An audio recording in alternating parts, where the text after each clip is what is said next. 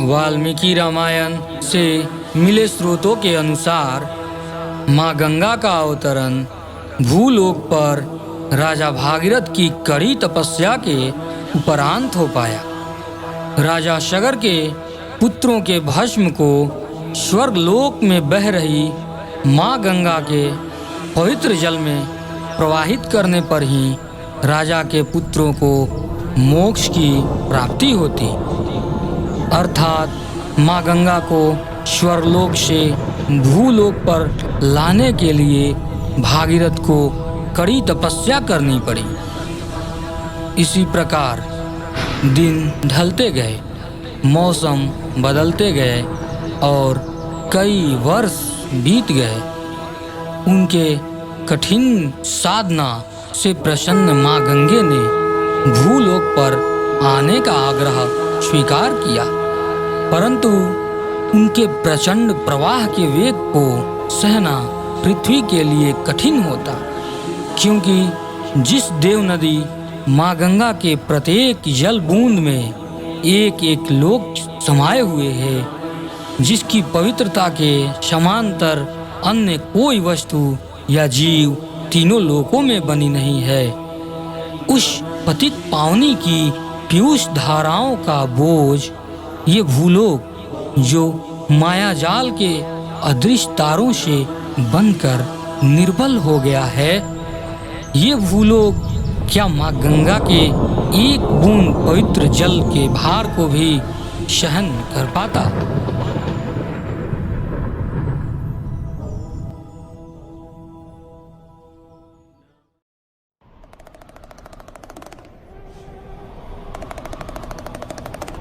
अतः भागीरथ को माँ गंगा को पृथ्वी लोक तक लाने के लिए एक अनंत शक्ति की आवश्यकता आन पड़ी, जो इस वसुधा के हृदय गति को रुके बिना उसके हृदय में गंगा की पवित्र धारा का प्रवाह करा सके। वो अनंत शक्ति सिर्फ जटाजूट धारण करने वाले भगवान शिव के पास थी। सो पुनः भागीरथ ने महादेव की कठिन साधना आरंभ की।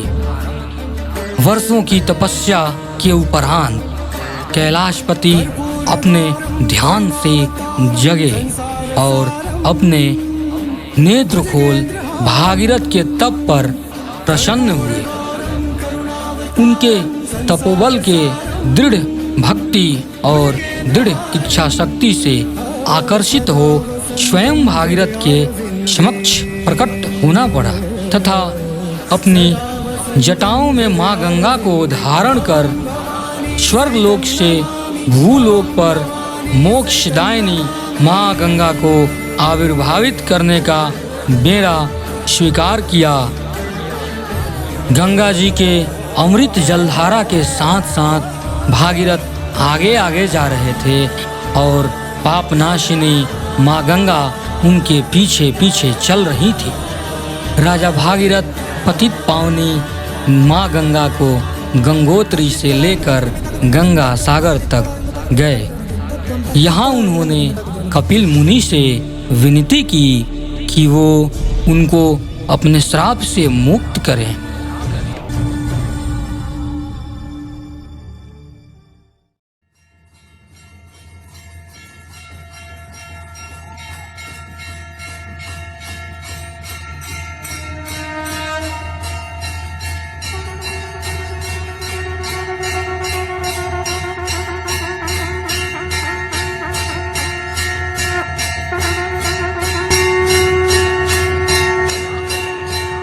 गंगा की अमृत जलधारा पृथ्वी लोक के जिस भी स्थान से होकर गुजरी, वह स्थान अमरत्व को प्राप्त गौरवमयी हुए।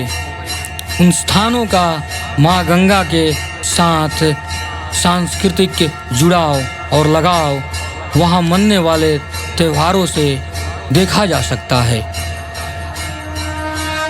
गंगा दशहरा ज्येष्ठ शुक्ल पक्ष दशमी को मनाया जाता है, क्योंकि गंगा जी का अवतरण पृथ्वी पर इसी दिन हुआ था। जो मनुष्य गंगा दशहरा के दिन देव नदी के अमृत जलधाराओं से अपने रोम रोम को सराबोर कर पूर्ण आत्मीयता के साथ स्नान करते हैं, उस व्यक्ति को 10 प्रकार के पापों से मुक्ति मिलती है। गंगा ध्यान और स्नान से प्राणी काम, क्रोध, लोभ, मोह, मत्सर, ईर्ष्या, ब्रह्महत्या, छल कपट, परनिंदा जैसे पापों से मुक्त हो जाता है।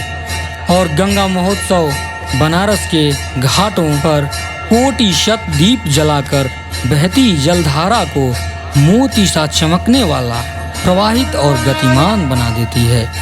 मानो देव नदी में जल स्वर्ण आभूषणों से लदे सुसज्जित अपनी धुन में बहे जा रहे हों। गंगा महोत्सव के समय बनारस का हर घाट ऐसे प्रकाशमान होता है जैसे गर्मियों में हरे पेड़ के पत्तों पर जुगनू टिमटिमा रहे हो और उस दृश्य को मनोरम और अद्वितीय बना रहे हों।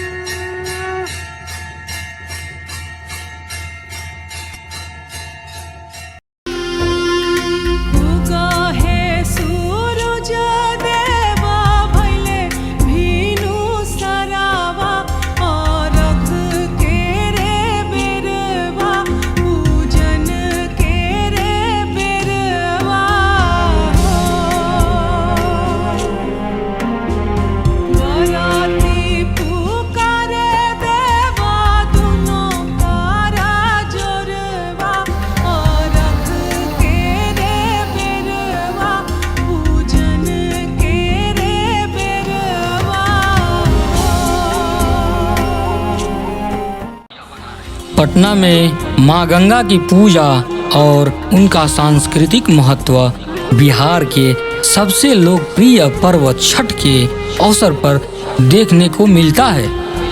पावन पर्व छठ में निर्जला व्रतियों को ऊर्जा देने और उनके अटूट श्रद्धा को और मजबूत बनाने में माँ गंगा के पवित्र जलधाराओं का महत्वपूर्ण योगदान होता है। व्रत तोड़ने से पूर्व श्रद्धालु सूर्य को अर्घ्य देने के लिए मोक्षदायिनी गंगा के अमृत जल में डुबकी लगाते हैं और गंगा घाट की पूजा अर्चना करते हैं। जो घाट जलधाराओं के प्रहार को झेलते हुए अपने दोनों छोरों के बीच गंगा जल को समाये रखते हैं।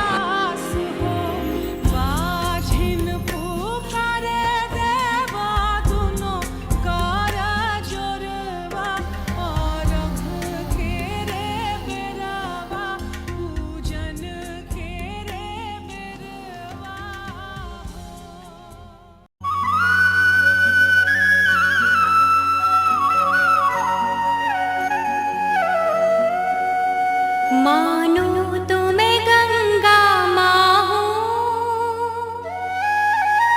ना मानो तो बहता पानी।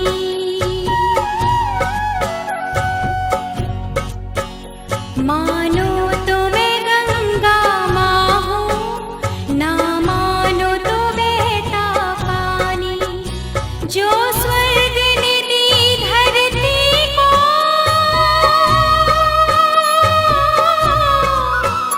जो स्वर्ग ने दी धरती को, मैं हूँ प्यार की वही निशानी।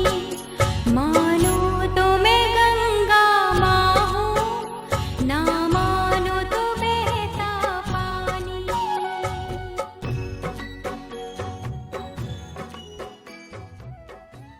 गंगा नदी का भारत में इतना सांस्कृतिक महत्व होने के बावजूद यह विश्व के सबसे प्रदूषित नदियों में से एक है। जिस गंगा नदी के हृदय में सभी प्राणियों के लिए सदा से ही प्रेम, स्नेह, दया की भावना रही हो, आज उस देव नदी के जल कोशिकाओं में गंदगी भरने वाले हम मानव, हम भारतीय कितने संवेदनाहीन हैं। इस बात का परिचायक गंगा नदी में बहने वाले औद्योगिक कारखानों से निकले हानिकारक रासायनिक द्रव्य हैं, जो जीवनदायिनी के श्वास नलियों में अपना प्रवाह बढ़ाते जा रहे हैं। जैसे कि गंगा नदी का श्वसन दर धीरे धीरे कम पड़ रहा हो। और इस संभावना से भी इनकार नहीं किया जा सकता कि ऐसे ही अगर प्लास्टिक, नालों और अन्य कचरों को गंगा नदी में डाले जाते रहे तो मोक्षदायिनी का श्वसन दर शून्य और हृदय गति रुक न जाए। अगर ऐसा हुआ तो फिर कभी कोई दैवीय शक्ति मानव उद्धार का बेड़ा अपने पर नहीं लेगी।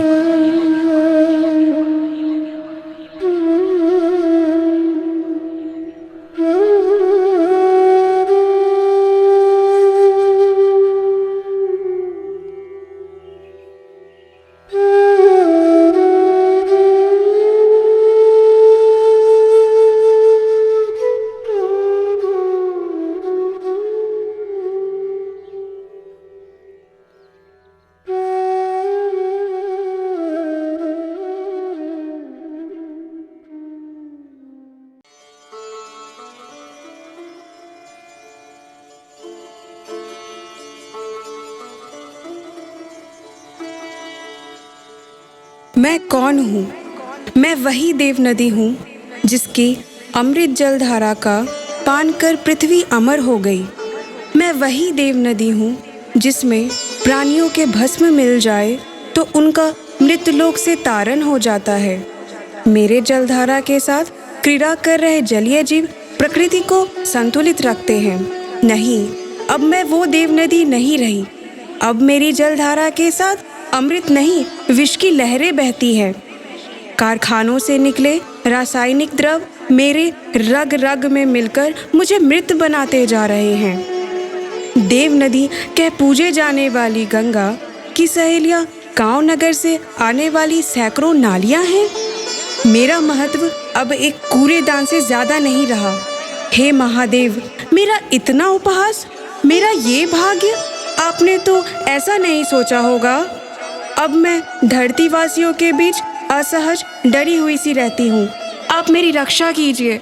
आप मुझे पुनः अपनी जटाओं में समेटकर देवलोक ले चलिए महादेव, देवलोक ले चलिए।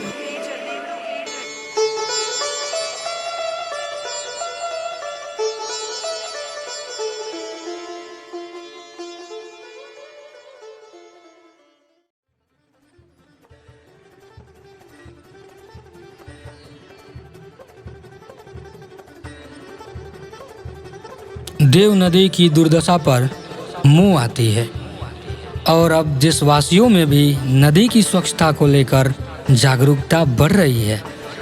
भारत सरकार का भी विशेष जोर है कि नदी पुनः अपने अमृत स्वरूप पुराने रंग रूप में आ जाए, जिसमें लोग पुनः बिना किसी बीमारी के भय के गंगा जल को उपयोग में ला सकें। गंगा जी की सफाई के लिए विभिन्न सरकारी परियोजनाओं का अनुसरण किया जा रहा है। Namami Gange, Ganga action plan, Yamuna action plan आदि योजनाएं धीरे धीरे मर रही नदी के लिए संजीवनी का काम कर रही है।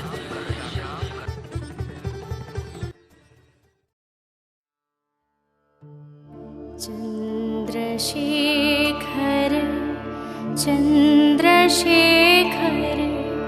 चंद्रशेखर पाहि मां। चंद्रशेखर चंद्रशेखर चंद्रशेखर रक्ष मां।